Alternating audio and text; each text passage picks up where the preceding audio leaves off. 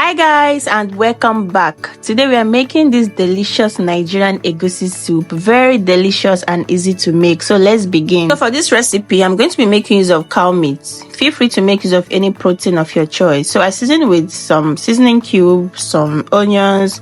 I added a little bit of salt, and then I cover and allow to cook without adding water for 5 minutes. Get your melon seed, which is the egusi, and also get your Uziza seed. You're gonna be toasting these two together. This method is a game changer, guys. If you have not tried this method, you are missing a whole lot. You're gonna toast this until it start getting a little bit brown in color. Now for this recipe, I'm doing the frying method. So I heated up some palm oil, and then I went in with some onions. I sauteed the onions until it is translucent.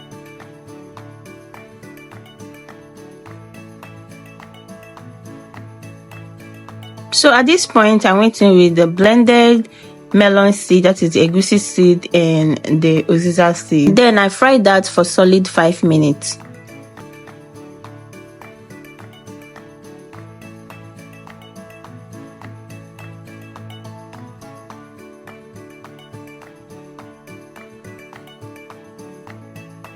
This was after 5 minutes. You see how it's looking. It is ready for me to proceed.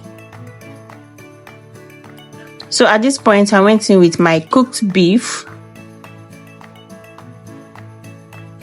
I also added a little bit of water because it was actually thick. I don't like my egusi to be too thick, so feel free to leave yours to be thick.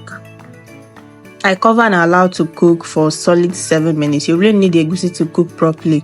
So at this point, I went in with my dry fish, my smoked mackerel fish, and my stock fish. Feel free to make use of any kind of fish you want.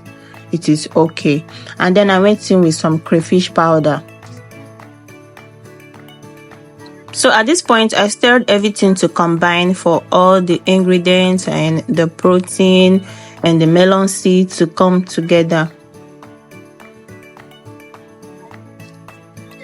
Now at this point, I went in with some Scotch bonnet pepper, and I added a lot more water because it became really thick. Like I said earlier, I don't like my egusi soup to be too thick.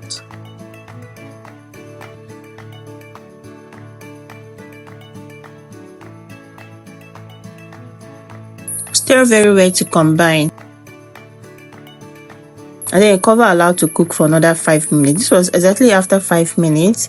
At this point, I turned off my gas because it was splashing all over. So I went in with my vegetable. I made use of Uziza leaf, and then I gave that a quick mix and allowed it to simmer for just 4 minutes. After 4 minutes, guys, it is ready. So guys, have you tried this method before? If you have not tried it, please do give it a try. Thank you guys for watching, and I hope to see you guys on the next one. Bye.